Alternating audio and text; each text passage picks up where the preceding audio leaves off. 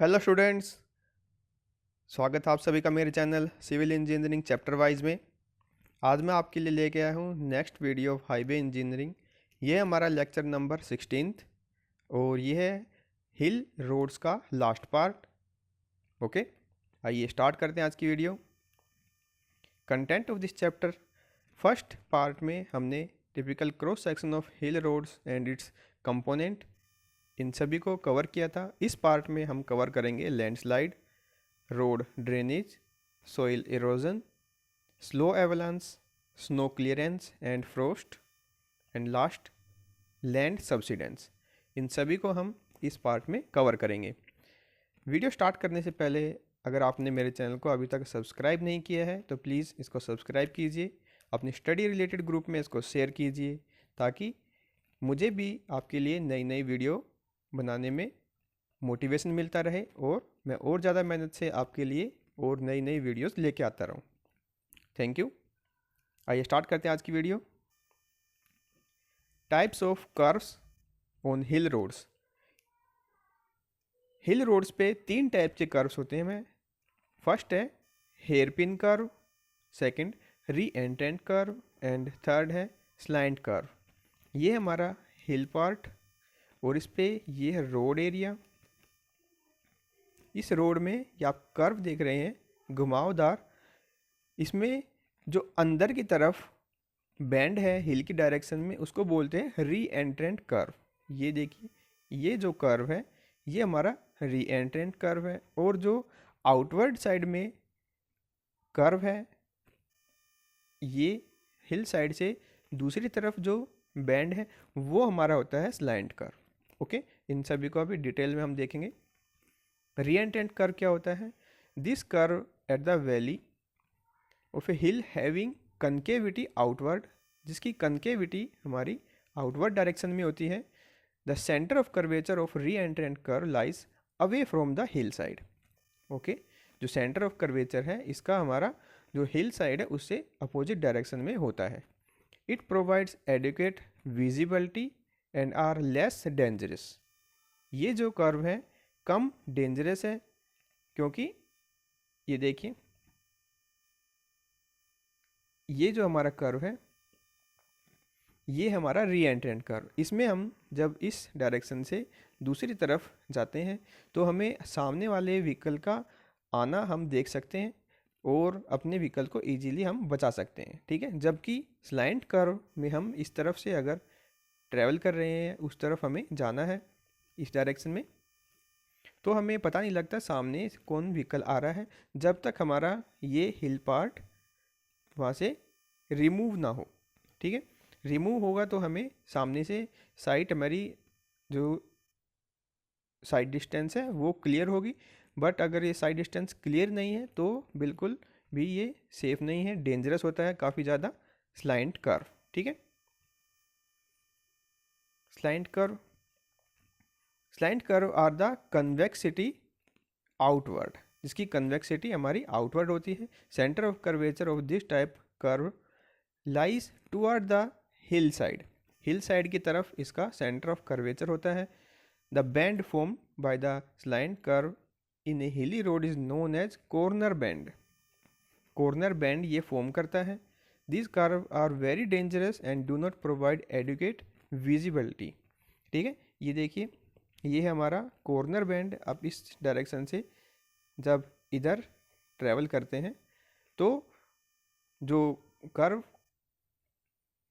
Travel करते वक्त हमें इस तरफ के जो व्हीकल आ रहे होते हैं ये बिल्कुल भी दिखाई नहीं देते हैं। ठीक है, ये होते हैं हमारे स्लैंट कर्व, इसलिए ये डेंजरस होते हैं। तो ये वाला पोर्शन, ये वाला इतना पोर्शन हमें यहाँ से रिमूव करना होता है हिल पार्ट का, ताकि हमें सामने वाला जो व्हीकल है वो आता हुआ दिखाई दे सके और विजिबिलिटी हमारी क्लियर हो सके। ठीक है, अगर कंपैरिजन करें तो री एंट्रेंट कर्व हमारा सेफ होता है, लेस डेंजरस होता है, बट स्लैंट कर्व हमारा डेंजरस होता है। ओके, अब आता है hairpin curve. Hairpin curve, जैसे आप शेप देख रहे हैं ये हेयर पिन की शेप में होता है, ये हमारा कर्व होता है हेयर पिन कर्व। ये कंपाउंड कर्व होता है। ठीक है, कंपाउंड कर्व होता है जो कि डायरेक्शन को चेंज करता है 180 डिग्री, यानी कि इस डायरेक्शन से आके और इसी डायरेक्शन में वापस ये आ जाता है 180 डिग्री को ये चेंज क्रॉस करता है और इसकी शेप के अकॉर्डिंग इसका नाम लिखा गया है। इसमें स्लोप और जो स्टेबिलिटी है वो सबसे ज़्यादा होती है।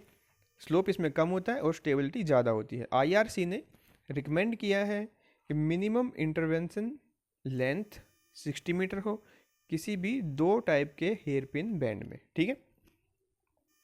बिटवीन द 2 सक्सेसिव बैंड कम से कम 60 मीटर का उसमें डिस्टेंस होनी चाहिए, ठीक है।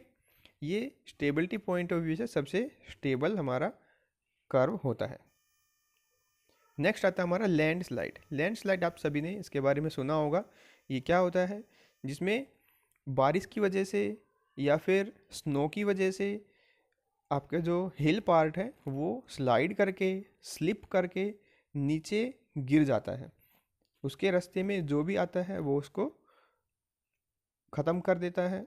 उसका बिल्कुल भी जो पार्ट, जैसे ये आप फिगर में देख रहे हैं, ये पार्ट यहाँ का स्लाइड होके नीचे रोड है तो रोड पे आके गिर गया है। अगर यहाँ पे कोई व्हीकल होता, कोई पर्सन होता, उसके ऊपर गिर जाता है, कोई प्रॉपर्टी होती, बिल्डिंग होती, उसके ऊपर भी गिर सकता है, तो उसके नीचे आने वाली कोई भी चीज़ कोई डैमेज कर सकता है।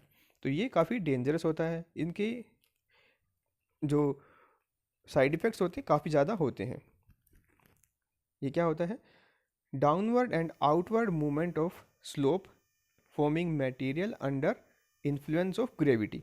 ग्रेविटी के इन्फ्लुएंस में ये पार्ट नीचे गिर जाता है, जिसमें कि natural deposit soil artificially fails and combination of twos.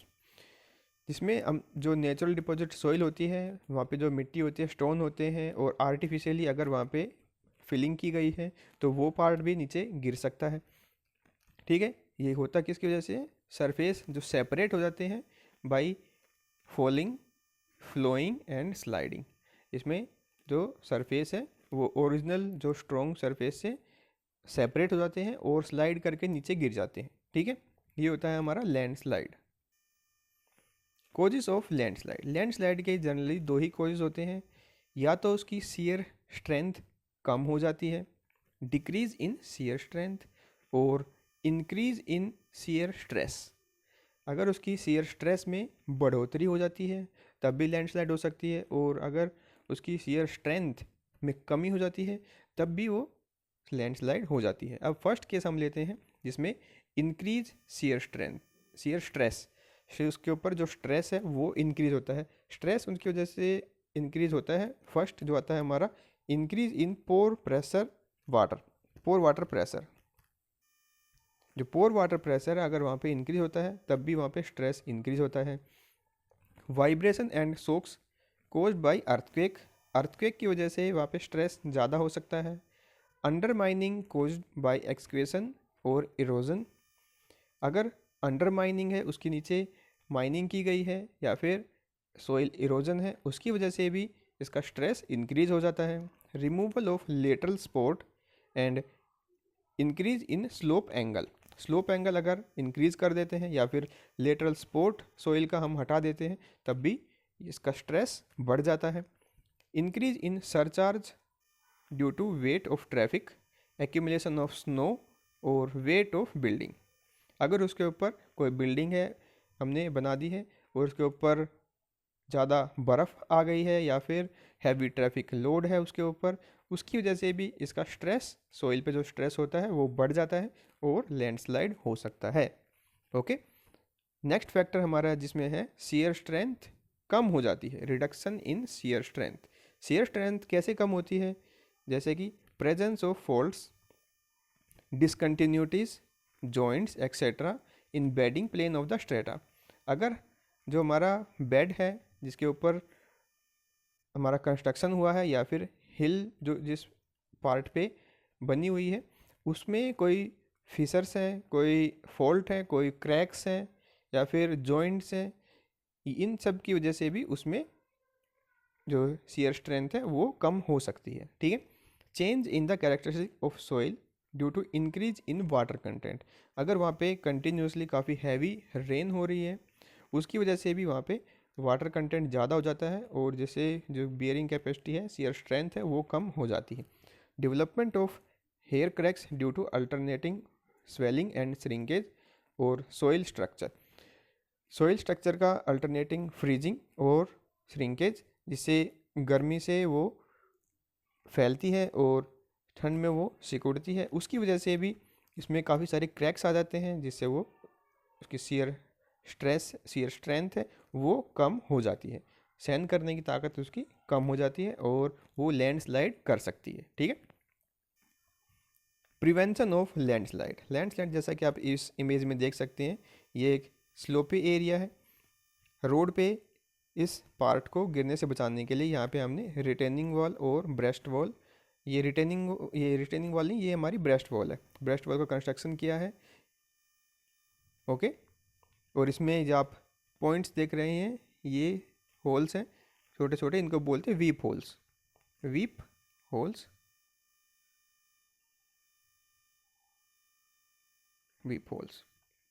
इनका काम लास्ट वीडियो में मैंने बता दिया था। तो प्रिवेंशन हम कैसे करते हैं? Treatment of slope to improve the stability condition and to minimise erosion को मिनिमाइज करना होता है और उसकी स्टेबिलिटी है सॉइल की, उसको हमें इम्प्रूव करना होता है। Providing effective drainage to intercept and divert water, वहाँ पे जो बारिश हो रही है उसको इफ़ेक्टिवली ड्रेन ऑफ करने के लिए अच्छा सा हमें ड्रेनेज सिस्टम की ज़रूरत वहाँ पे होती है। प्रोवाइडिंग रिटेनिंग स्ट्रक्चर बनाने की ज़रूरत होती है। परकोलेटिंग द हाईवे को परकोलेट होने से बचाने के लिए। प्रिवेंटिंग सीपेज, और सीपेज वहाँ पे ना हो उससे बचाने के लिए वहाँ पे काम किया जाना चाहिए, जैसे कि इफ़ेक्टिव ड्रेनेज सिस्टम। नेक्स्ट हमारे आती है जियोग्रिड्स क्या होती हैं? ये देखिए, आप इस फिगर में देख रहे हैं, मेटल की ये मैस है, वायर मैस। इनको हम हिल साइड स्लोप में ऐसे स्प्रेड करते हैं। ओके। ऐसे स्प्रेड करने के बाद इसके ऊपर हम मिट्टी को अच्छे से फैला देते हैं। मिट्टी को फैलाने के बाद वहाँ पे कुछ समय के बाद जो नेचुरल वीड्स हैं, झाड़ियाँ हैं, वो वहाँ पे बर्थ हो जाती हैं, उनकी पैदावार होती है वहाँ पे और ये उसको कवर कर लेती हैं। ये जो मेटल मैस है, वायर मैस है, ये स्लोप को स्टेबिलिटी प्रोवाइड करती है। ऐसे ही हमारी जियो टेक्सटाइल ये देखिए, यहाँ पर भी किया जा रहा है। इस टेक्सटाइल को, इस कपड़े को यहाँ पे ऐसे फैलाया जा रहा है और इसके ऊपर मिट्टी को अच्छे से स्प्रेड किया जा रहा है। इसके बाद फिर वही प्रोसेस है, धीरे धीरे कुछ टाइम बाद यहाँ पे जो वीड्स हैं, जो छोटे छोटे पौधे हैं, वो अपनी पैदावार यहाँ पे बना लेते हैं और जो स्लोप है उसको स्टेबल कर देते हैं। जियोग्रिड्स क्या होते हैं? जियोग्रिड इज जियोसिंथेटिक, ये जियोसिंथेटिक है material use to reinforce soil and similar material. जो सोइल है उसको रेनफोर्स करने के लिए काम करते हैं और उसके अलावा जो भी उसके सिमिलर मटेरियल है जैसे स्टोन वगैरह है, उसको भी ये रेनफोर्स करने का काम करते हैं। Geogrids and geo textile are commonly used to reinforce retaining wall slope, hill sides, sub base below the road and structure. जो भी हमारे सब बेस कोर्स है रोड का, हिल साइड्स है या फिर रिटेनिंग वॉल है, इन सभी को रेनफोर्स करने के लिए ये काम आता है। सोइल पुल अपार्ट अंडर टेंशन के अंदर वजह से जो सोइल है अलग हो जाती है। ओके। और जियोग्रिड्स उनको जो टेंशन है वो उसमें आने नहीं देती है, ठीक है, जिससे वो अलग नहीं होती है और लैंडस्लाइड होने से ये बच जाता है। ठीक है। यूजेस ऑफ जियोग्रिड्स क्या करती है? इट प्रमोट्स सोइल स्टेबलाइजेशन को इम्प्रूव करती है। A higher strength soil mass is obtained, higher load bearing capacity, soil mass की जो बियरिंग कैपेसिटी है वो बढ़ जाती है। It is remedy to retain soil from erosion, soil की जो सोइल इरोजन है उसके लिए रेमेडी है। No requirement of mortar, dry material can be implemented, इसमें मोर्टार की ज़रूरत नहीं होती है, हम ड्राई मटेरियल ही डायरेक्ट अप्लाई कर सकते हैं। No difficulty in material availability, material ये इजीली अवेलेबल होता है। Geogrids are flexible in nature, काफ़ी फ्लेक्सिबल होता है, तो किसी भी शेप में किसी भी स्लोप में इसको हम एडजस्ट कर सकते हैं। Geogrids are highly durable reducing maintenance cost, जो मेंटेनेंस कॉस्ट इसकी होती है काफ़ी कम होती है क्योंकि ये हाईली ड्यूरेबल होते हैं। ओके, ये थे हमारे जियोग्रिड्स जो कि लैंडस्लाइड के लिए हम यूज़ करते हैं। अब आता है हमारा सोइल इरोजन। ये देखिए फिगर में आप देख सकते हैं सोइल इरोजन कैसे होता है। ये टाइमली होता है, टाइम डिपेंडेंट होता है, पानी की वजह से, जैसे बारिश का पानी है या फिर हवा की वजह से या फिर स्नो की वजह से क्या होता है, कुछ टाइम बाद ये जो जैसे बारिश होती रहेगी तो बारिश अपने साथ यहाँ के मटेरियल को, सोइल को अपने साथ फ्लो करके दूसरी जगह पे ले जाती है। ऐसे ही यहाँ पर भी जब बारिश होगी तो अपने साथ यहाँ के सोइल मटेरियल को फ्लो करवा के और कहीं दूर नदी तालाब में ले जाएगी। तो यहाँ की जो कटिंग हो जाती है मिट्टी की, जो लेयर यहाँ से गायब हो जाएगी पानी की वजह से, उसको बोलते हैं हम सोइल इरोजन। ठीक है, ये था हमारा सोइल इरोजन। किसकी वजह से होता है? Combined process of wearing out by the action of various weathering agencies. काफ़ी सारी हमारी जो वेदरिंग एजेंसी है उनकी वजह से इसमें वियरिंग आउट होता है, वो होती है हमारी सोइल इरोजन। और साथ ही साथ वो ट्रांसपोर्ट कर देती है उसको एक जगह से दूसरी जगह पे। ठीक है, एजेंसीज क्या क्या है? पानी, हवा और बर्फ, snow.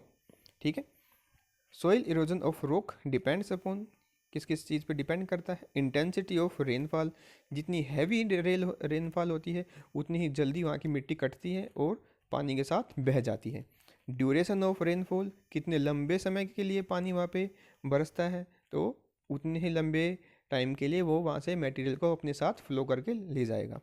Types of soil and rock, वहाँ की सोइल कितनी हार्ड है, कितनी मजबूत है, इस पर भी डिपेंड करता है। Height and angle of slope, कितने स्लोप पे है, जितना ज़्यादा स्लोप होता है उतने ही उसका जो मटेरियल की रिटेंटिव पावर होती है वो उतनी कम होती है। ठीक है, विंड इंटेंसिटी, जो हवा कितनी स्पीड से चल रही है उसकी वजह से भी जो मटेरियल है एक जगह से दूसरी जगह पे ट्रांसपोर्ट होता है। फिर है टेम्परेचर। टेम्परेचर कैसे करता है इसको इफेक्ट? ये करता है जब हाई टेम्परेचर होता है तो वहाँ पे जो मटेरियल है, स्टोन है, वो एक्सपेंड होते हैं और ठंडे टाइम में यानी कि रात के टाइम में या फिर यहाँ पे बर्फ़ पड़ती है तो वो श्रिंक करते हैं कुछ अमाउंट में, तो उसकी वजह से इसमें क्रैक्स आते हैं और धीरे धीरे ये इरोड होना स्टार्ट हो जाते हैं। Effects of soil erosion. Soil erosion की वजह से क्या क्या नुकसान होते हैं? जब भी सॉइल इरोजन होता है तो उसका जो मूवमेंट होता है मिट्टी का वो ट्रैफिक और हिल रोड्स पे आ जाता है। जैसे कि स्लोप साइड से सॉइल इरोजन होता है तो वो रोड पे आ सकता है और ट्रैफिक को ब्लॉक कर सकता है। Rapid erosion of soil result in frequent fall of rock और लैंडस्लाइड। अगर बहुत जल्दी से आपका सॉइल इरोजन हो रहा है तो वो हैवी पार्टिकल्स, जो हैवी हमारे स्टोन होते हैं, पहाड़ होते हैं, वो वहाँ से गिर सकते हैं और लैंडस्लाइड भी वहाँ पे हो सकती है। Erosion of soil on a mass scale में prove fatal to the accident and which leads to major accident. जब हैवी क्वांटिटी में, मास क्वांटिटी में सॉइल इरोजन होता है तो वो ट्रैफिक को काफ़ी हार्म कर सकता है या फिर काफ़ी खतरनाक जो एक्सीडेंट होता है वो हो सकता है। Soil erosion as a result of flow of surface water which leads to move harmful effects in case of earthen roads. जो भी मिट्टी के रोड होते हैं उसके केसेस में ये काफ़ी ज़्यादा डेंजरस होता है क्योंकि सॉइल इरोजन वहाँ का पूरे के पूरे रोड को ही वहाँ पे वेनिश कर सकता है, वहाँ पे ख़त्म कर सकता है। ठीक है, अब है method of control of soil erosion. Soil के इरोजन होने से हम कैसे रोक सकते हैं? फर्स्ट आता है हमारा ट्रफ, बाय प्रोवाइडिंग ट्रफिंग।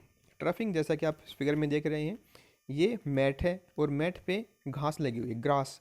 इसमें ग्रास की रूट होते हैं और ग्रास होती है। इस मैट को हम लॉन्गिट्यूडनली स्लोप साइड में अच्छे से स्प्रेड कर देते हैं।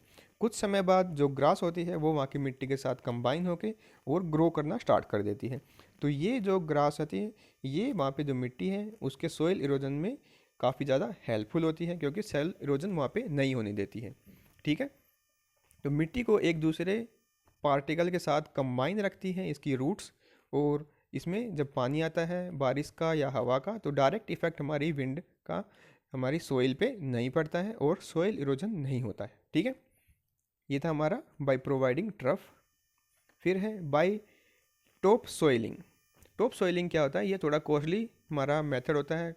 कॉस्टली क्यों होता है? क्योंकि इसमें फर्स्ट हमें जितने भी वहाँ पे डिप्रेशन होते हैं, जितने भी वहाँ पे पोर्ट होल्स होते हैं सरफेस पे, उसको हमें कवर करना होता है। हार्ड करने के बाद वहाँ पे एक मिट्टी की लेयर डाली जाती है। मिट्टी के लेयर में कुछ अमाउंट में सीड्स होते हैं, डोरमेंट सीड्स होते हैं जो कि निर्जीव अवस्था में होते हैं, और जैसे जैसे वहाँ पे पानी आता है, पानी बारिश का पानी बरसता है या नेचुरल जो इन्वायरमेंट की वजह से मॉइस्चर होता है उनकी वजह से वो रीजनरेट करना स्टार्ट करते हैं। और वहाँ पे छोटी छोटी घास, हमारी जो ग्रास होती है, छोटे छोटे सर्ब्स होते हैं, ये झाड़ियाँ पेड़ पौधे वो वहाँ पे ग्रो करना स्टार्ट कर देते हैं। ठीक है, और जैसे जैसे पेड़ पौधे वहाँ पे ग्रो करते हैं तो वो उनकी रूट्स मिट्टी के पार्टिकल्स को एक दूसरे के साथ कंबाइन और बाइंड करके रखती है और सॉइल इरोजन होने से ये बचाती है। ठीक है, नेक्स्ट आता है हमारा by providing ground cover. Ground cover में क्या होता है ये देखिए फिगर में आप कभी खूबसूरत ये बागों का फूल का हमने ग्राउंड को कवर किया गया है। छोटे छोटे फूल होते हैं, छोटे छोटे प्लांट होते हैं, ये इससे हम पूरे ग्राउंड को कवर कर देते हैं। ये देखिए कितना सुंदर ये फोटो लग रहा है। और इसको करने का फ़ायदा क्या होता है? इसके जो प्लांट होते हैं ये इनकी हाइट भी ज़्यादा नहीं होती है, 1 मीटर से कम इसकी हाइट होती है। काफ़ी सुंदर इसमें सर्ब्स, हमारी जो फल, हमारे वेजिटेबल्स होते हैं उनको ग्रो कर सकते हैं, जो फ्लावर प्लांट हैं उनको ग्रो कर सकते हैं। इनका फ़ायदा क्या होगा? जो 1 मीटर से हाइट इसकी कम होती है तो ये विजिबिलिटी को बिल्कुल भी हिंडर नहीं करते, बिल्कुल भी रोकते नहीं है। कोई भी ट्रैफिक अगर है तो उसमें कोई भी प्रॉब्लम नहीं होती है। और रात के टाइम में जो इसकी होती है, जो ग्लेयर इफेक्ट है उसको ये बचाता है। ठीक है, जो सामने वाला व्हीकल हमारी तरफ जो ट्रैवल करते हैं तो एक ग्लेयर इफेक्ट होता है, जो उसकी लाइट हमारी विंड सीट पे आती है तो दिखने में थोड़ी प्रॉब्लम होती है। तो बीच में छोटे छोटे ऐसे जो प्लांट्स होते हैं तो इनकी वजह से वो ग्लेयरिंग इफेक्ट कुछ हद तक कम हो जाता है। ठीक है, अब आता है मल्चिंग।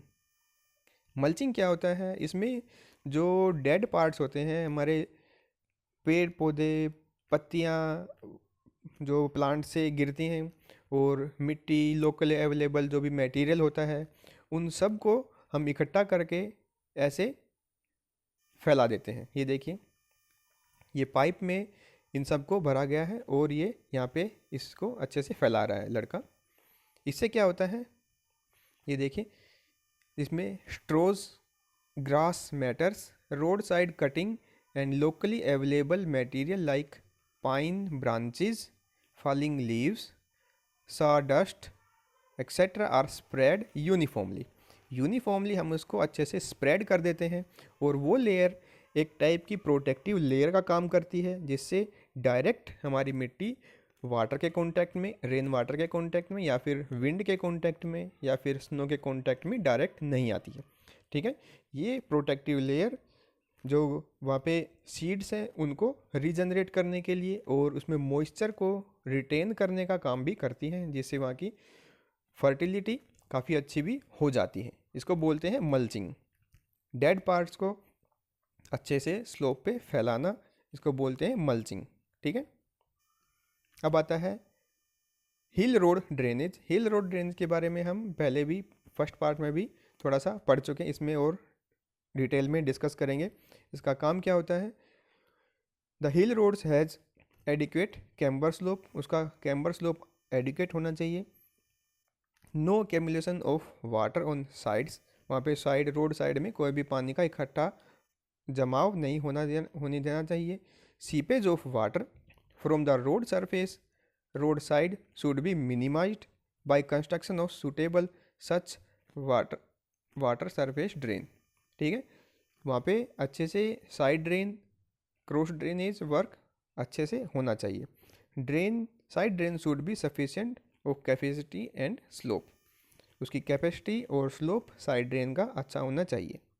अब ये देखिए, cross section of drainage on hill roads. ये हमारा रोड है, इस पे हमारे व्हीकल ट्रैवल करते हैं। ये हिल साइड एरिया और ये डाउन हिल साइड एरिया। ठीक है, तो हिल साइड का पानी रोड पे ना आए, इसके लिए ये ड्रेन हम कंस्ट्रक्ट करते हैं। इसको बोलते हैं कैच वाटर ड्रेन। ये जितना भी हिल का पानी है उसको कैच करता है और आगे इसको लेके जाता है। और जितना भी रोड पे पानी आता है, बारिश का पानी, उसको हम साइड ड्रेन, ये देखिए ये है हमारी साइड ड्रेन में इकट्ठा करते हैं।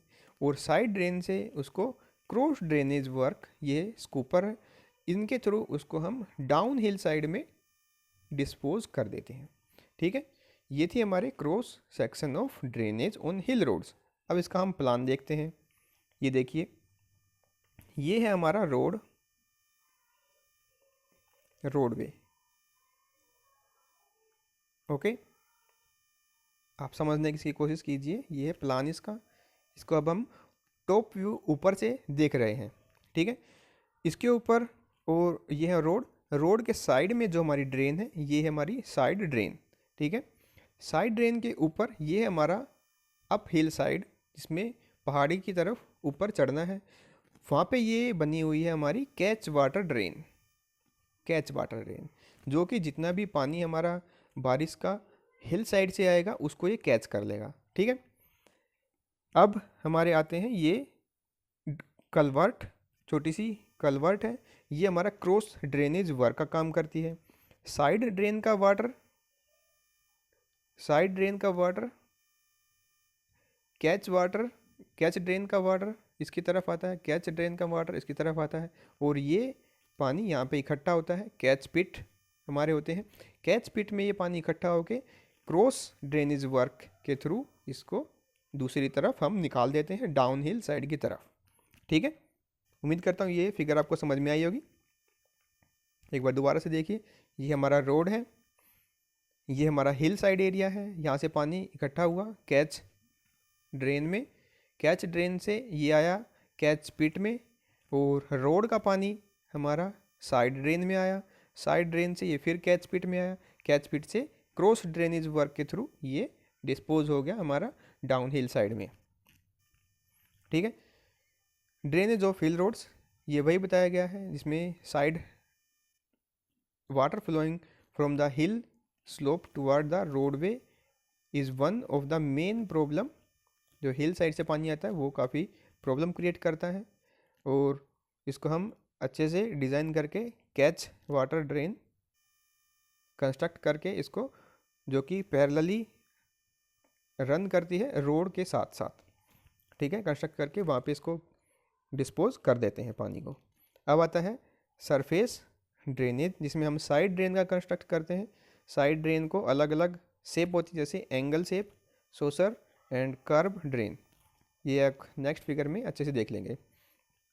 ये हमारा हिल साइड एरिया, और ये है हमारा रोड जिस पे व्हीकल हमारे चलते हैं। ठीक है, व्हीकल चल रहा है। अब इसके साइड में ये हमारी साइड ड्रेन होती है, साइड ड्रेन। ठीक है, साइड ड्रेन ये शेप के ऊपर डिपेंड करती है। ये है, सॉरी थोड़ा इसमें फिगर थोड़ी क्लियर नहीं है, इसे स्टोन पिचिंग लिखा हुआ है। ये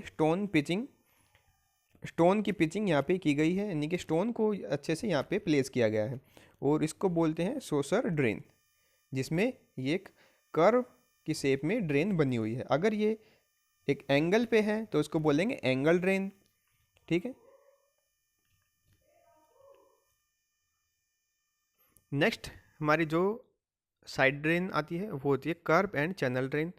इसमें ड्राई स्टोन पिचिंग, ये देखिए ये स्टोन की पिचिंग की गई है, एक एंगल पे है, ये हमारा रोड सरफेस है। इस शेप को बोलते हैं कर्व, जिसमें बड़े बड़े कर्व स्टोन को प्लेस किया जाता है। और ये सारी जो ड्रेनेज सिस्टम है, साइड ड्रेन को ऐसे बनाया जाता है ताकि अगर इमरजेंसी हो तो रोड पे चलने वाले व्हीकल जितने भी हैं इसका यूज़ करके आगे ट्रेवल कर सके। ठीक है, इसमें भी किसी व्हीकल को ट्रेवल करने में अगर प्रॉब्लम हो, इमरजेंसी, अगर वहाँ पे कोई इमरजेंसी काम हो किसी व्हीकल को, तो इसमें वो ट्रेवल कर सके, साइड ड्रेन में भी वो ट्रेवल कर सकें। इस मकसद से इनको बनाया जाता है। पानी तो इकट्ठा होके इसमें जाता ही है, बट इमरजेंसी टाइम पे व्हीकल भी इसमें ट्रेवल कर सकते हैं। ठीक है, क्रॉस ड्रेनेज वर्क यह भी हमने दिखाया था। स्कूपर टाइप के हमारे कलवर्ट्स होते हैं, ये आप देख सकते हैं इसमें, इस फिगर में आप अच्छा क्लियर हो जाएगा। ये है cross section of scooper. Scooper क्या होता है, जो साइड ड्रेन की तरफ जो पानी होता है उसको रोड के नीचे से दूसरी तरफ डिस्पोज करता है हमारे स्कूपर। क्रॉस सेक्शन है, इसकी चौड़ाई हमारी होती है 0.9 से 1 मीटर। ओके, और ये है रोड सरफेस। रोड सरफेस के इतना नीचे ये होता है ओपनिंग। ठीक है, और इसका जो डेप्थ होती है ये ओपनिंग बेड से, ये हमारा ओपनिंग बेड है, इसका कलवर्ट का बेड है, इससे रोड सरफेस हमारा 0.3 से 0.6 मीटर होता है, यानी कि 300 से 600 mm इसकी हाइट होती है रोड सरफेस के स्टार्टिंग की। ठीक है, यानी कि इतना गैप उसमें रखना होता है ताकि इस पे लोड जो आए वो कम आए। ठीक है, ये था हमारा स्कूपर का क्रॉस सेक्शन। अब आता है स्नो क्लियरेंस।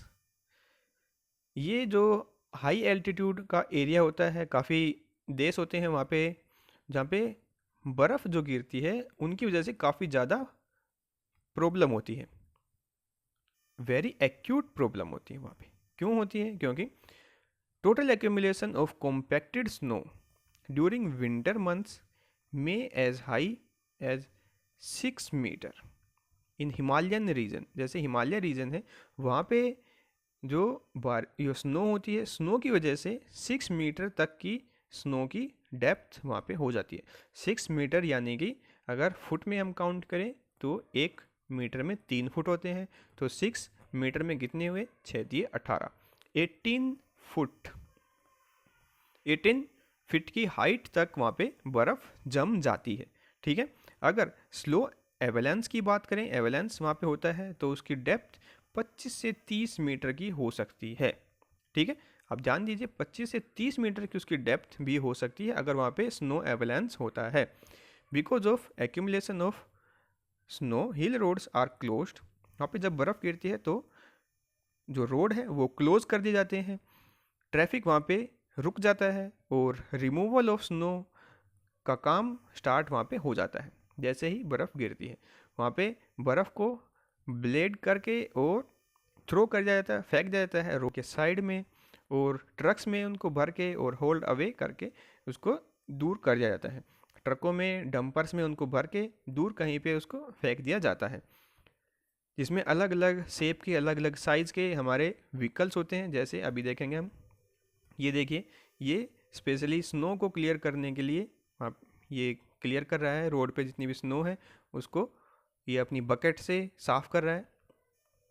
और ये देखिए वी शेप का स्नो क्लियरेंस व्हीकल है, इसकी शेप है वी शेप की, ये भी स्नो को ही हटाने का काम करता है। ये देखिए सॉल्टिंग। सॉल्टिंग क्या होता है? सॉल्टिंग, बर्फ़ जब गिरती है तो उसके ऊपर नमक छिड़क दिया जाता है। नमक, नमक ये आम खाने वाला नमक नहीं, इसको बोलते हैं सी सॉल्ट, यानी कि समुद्री नमक। ये काफ़ी मोटा होता है। इसको हम जब फेंकते हैं अपने अपने जो स्नो एरिया है उस पर हम अच्छे से स्प्रेड करते हैं। बर्फ़ गिरने से पहले भी और बर्फ़ गिरने के बाद भी हम इसको अच्छे से स्प्रेड कर सकते हैं। इसका काम क्या होता है नमक छिड़कने का? इसमें देखते हैं साल्टिंग। साल्टिंग क्या होता है? The recommendation spread rate of precautionary salting is 10 gram per metre square prior to the onset of freezing condition. Freezing condition से पहले वहाँ पे 10 ग्राम पर स्क्वायर मीटर में हम जब नमक छिड़कते हैं तो वो बर्फ़ को पिघलने में बहुत जल्दी हेल्प करता है। ठीक है, जल्दी पिघलाता है। इसका मतलब है अगर नमक हम छिड़कते हैं बर्फ़ पे तो वो उसको जल्दी से पिघला देता है। It prevent snow from adhering to the road surface and passing of the snow plough is eased.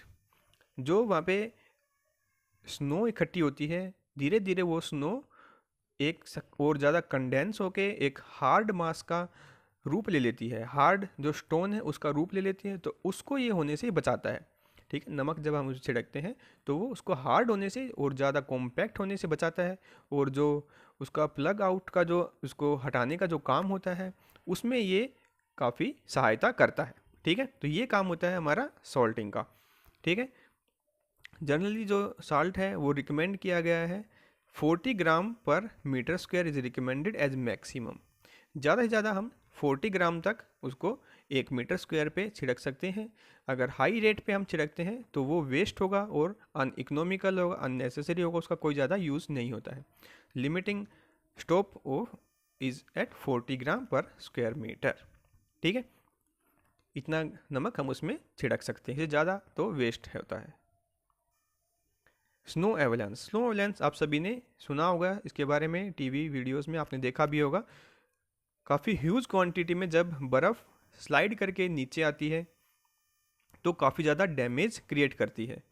ठीक है, इसकी मेन रीज़न तो क्या होता है, कोई डिस्टरबेंस अगर स्नो में होता है या फिर हाई साउंड वहाँ पे होता है, उसकी वजह से भी ये गिर सकती है।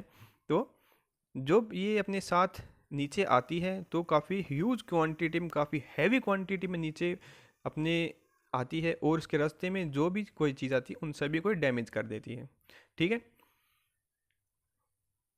Holding mass of snow descending from mountain side is called snow slip on a large scale in hill area. ठीक है, इसको स्नो स्लिप भी बोला जाता है, और इसके साथ ही जो बर्फ़ इकट्ठी होती है वो कई मीटर्स में होती है, 25 से 30 मीटर तक भी इसकी हाइट जा सकती है। ठीक है, काफ़ी ज़्यादा डेंजरस होता है व्हीकल्स के लिए। अगर वहाँ पे कोई व्हीकल्स ट्रैवल कर रहा है, इसके रास्ते में आ जाता है, तो इसको ये तिनके की तरह अपने साथ लेकर चली जाएगी, और कोई भी उसमें बचने का चांस होता ही नहीं, क्योंकि इसके ऊपर इतना लोड आ जाएगा, इतनी हैवी क्वांटिटी में बर्फ़ आके गिरती है तो वो दब के वहीं पे मर जाएंगे। अब इससे बचने का क्या तरीका होता है? Bye construction of galleries. Galleries क्या होती हैं, ये देखिए, आप देख सकते हैं रोड के ऊपर हमने जिस एरिया में एवलांस आने के चांसेस ज़्यादा होते हैं वहाँ पे गैलरी टाइप का हमने एक कंस्ट्रक्शन कर दिया है। अगर बर्फ़ स्नो एवलांस यहाँ पे आता भी है तो वो इसके ऊपर से आके इधर गिर जाएगा, और हमारा जो रोड है वो सेफ रहेगा। ठीक है, ऐसे ही जो ट्रेन का पाथ है, ये ट्रेन है, ट्रेन के ऊपर भी अगर स्नो एवलांस आता है तो इसके हमने प्रोटेक्टिव जो कवरिंग की है उसके ऊपर से ये स्लिप करके आगे चले जाएगा, और हमारा जो ट्रेन वे है उसको ये बिल्कुल भी ऑब्स्ट्रक्ट नहीं करेगा। ठीक है, ये होता है स्नो गैलरीज। ठीक है, स्पेशल प्रोटेक्टिव स्ट्रक्चर होते हैं, इसको गैलरी बोला जाता है। और फिर आता है इसको फेंसेस, प्रोटेक्टिव फेंस। ये देखिए, आप फिगर में देख रहे हैं, रोड ये हिल साइड में प्रोटेक्टिव फेंस लगाए गए हैं। ये जो स्नो है उसको स्लिप होने से बचाती है, जिससे कि स्नो एवलांस नहीं आएंगे डायरेक्ट। ठीक है, फिर आता है एप्लीकेशन ऑफ एब्रेसिव। अगर स्नो हमारे रोड्स पे आ जाती है तो जो व्हीकल्स वहाँ पे ट्रैवल करते हैं उनके टायर्स और स्नो के बीच में जो रोड होता है, रोड और टायर के बीच में स्नो आ जाती है तो उनके बीच में फ्रिक्शन नहीं होता है और वो स्लिप करते हैं। टायर स्लिप करेंगे तो एक्सीडेंट होने के चांसेस काफ़ी ज़्यादा हो जाते हैं। तो उससे बचने के लिए रोड पे हमें एक जो एब्रेसिव होते हैं, छोटे छोटे पत्थर जो स्क्रीनिंग्स होती हैं, उनको हम वहाँ पे स्प्रेड करते हैं ताकि उनके बीच में फ्रिक्शन बना रहे, और जो ट्रैफिक है, जो व्हीकल वहाँ पे ट्रैवल कर रहे हैं, वो ईजिली ट्रैवल कर सके विदाउट स्लिपेज। ओके, ये होता है एप्लीकेशन ऑफ एब्रेसिव। अब आता है फ्रोस्ट एक्शन। फ्रोस्ट एक्शन क्या होता है? जब पानी किसी, जैसे इस फिगर के थ्रू हम समझने की कोशिश करते हैं, ये एक स्टोन है, स्टोन के अंदर एक क्रैक है, क्रैक के अंदर हमारा कुछ पानी अंदर चला गया है। ठीक है, जैसे ही वहाँ पे बर्फ़ गिरती है, बर्फ़ गिरने से क्या होगा, ये जो पानी है इसका वॉल्यूम कुछ इंक्रीज होता है। ठीक है, पानी की और बर्फ़ का जो वॉल्यूम डिफरेंस होता है वो होता है 9%। 9% इसका वॉल्यूम इंक्रीज हो जाएगा। ठीक है, बर्फ़ बनने के बाद जैसे कि वॉल्यूम बढ़ेगा तो ये इसके अंदर क्रैक है, क्रैक को और ज़्यादा फैलाने की कोशिश करता है, ठीक है। क्योंकि वॉल्यूम बढ़ेगा तो ये एक्सपेंड करेगा तो अपने साथ ही क्रैक को भी ये एक्सपेंड करेगा। तो एक्सपेंड जब करता है तो ये क्रैक एक दूसरे से और ज़्यादा डिस्टेंस में हो जाता है, और ज़्यादा ये एक्सपेंड कर जाता है। तो ये होता है crack due to frost action. जब ये जमता है पानी तब भी नुकसान करता है, और जब ये पिघलता है तो भी ये नुकसान करता है, ठीक है। इसी को बोलते हैं frost action. Remedial control of frost action को हम कैसे बचा सकते हैं, ये देखिए। एक अब रोड पेवमेंट की बात आती है। ये हमारी रोड पेवमेंट है, इसके नीचे ये वाटर है। वाटर जब ठंडा होता है तो क्या होगा, ये पानी कुछ टाइम बाद जम जाएगा, और जमने की वजह से इसका वॉल्यूम भी बढ़ जाएगा। वॉल्यूम ये बढ़ जाएगा तो इसके ऊपर की जो लेयर है इसको ये अपवर्ड डायरेक्शन में पुल करेगा, ऊपर की डायरेक्शन में इसको पुल करेगा, जिससे ये पेवमेंट है इसमें क्रैक्स आ जाएंगे, यहाँ पे क्रैक्स आने स्टार्ट हो जाएंगे, ठीक है। पेवमेंट में क्रैक आएंगे तो हमारा जो रोड का पेवमेंट है वो डैमेज हो जाएगा। तो ये था हमारा फ्रोस्ट एक्शन, ठीक है। इसको रिमूव कैसे किया जाता है, by installing proper surface and subsurface drainage system. वहाँ पे पानी की जो एंट्री है उसको ही हम कम करके इसको रेमेडी प्रोवाइड करवा सकते हैं।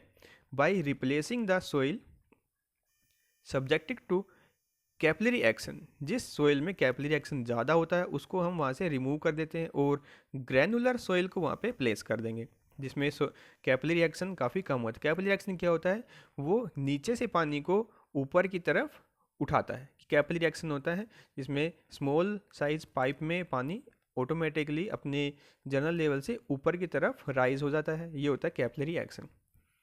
बाई सोइल स्टेबलाइजेशन, सोइल को स्टेबलाइज करने से उसकी फ्रोस्ट एक्शन का हम इम्पैक्ट कम कर सकते हैं। By adding like some chemicals, sodium chloride and calcium chloride हम सोइल में ऐड करने के बाद उसमें उसको अच्छे से कॉम्पैक्ट करने के बाद उसको अच्छे से हम यूज़ कर सकते हैं, ठीक है। अब आता है लैंड सब्सिडेंस।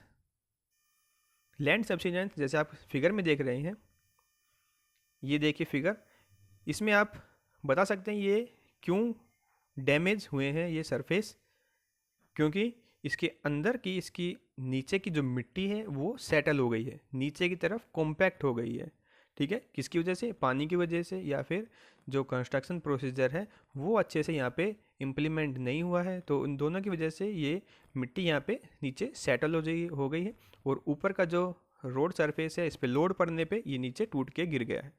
ये था लैंड सब्सिडेंस।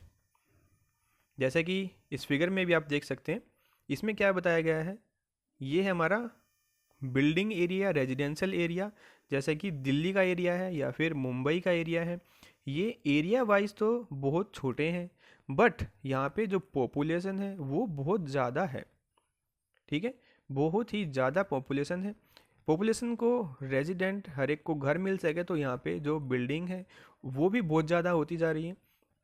छोटा एरिया है और उस पर 10-10, 15-15 मंजिल की, 20-30 मंजिल की बिल्डिंगें हैं, जिससे होता क्या है एक्चुअल में, उस पर्टिकुलर लैंड एरिया पे जो बिल्डिंग का लोड है और पॉपुलेशन का लोड है वो बढ़ जाता है, बहुत ज़्यादा बढ़ता रहता है, और वो धीरे धीरे जो लोड पड़ने से मिट्टी नीचे सेट होती रहेगी।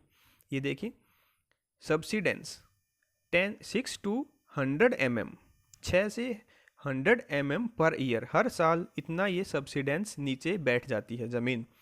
और उसके साथ में जो सी लेवल है, ज़मीन जब नीचे बैठती है तो समुद्र का लेवल तो वही रहता है, और सी लेवल है जो समुद्र का पानी का लेवल है वो बढ़ता है 3 से 10 मीटर ईयरली, 3 से 10 मीटर ईयरली बढ़ता रहता है। क्यों, क्योंकि जो ग्लोबल वार्मिंग है उसकी वजह से बर्फ़ भी पिघलती है और पानी का लेवल भी बढ़ता है।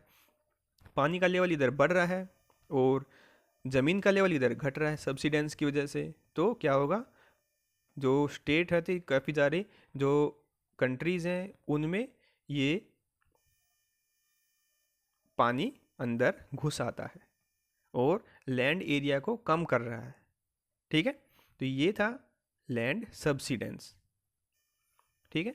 लैंड सब्सिडेंस क्या होता है, land subsidence is gradually settling और sudden shrinking of earthen surface due to removal और displacement of sub surface earth material.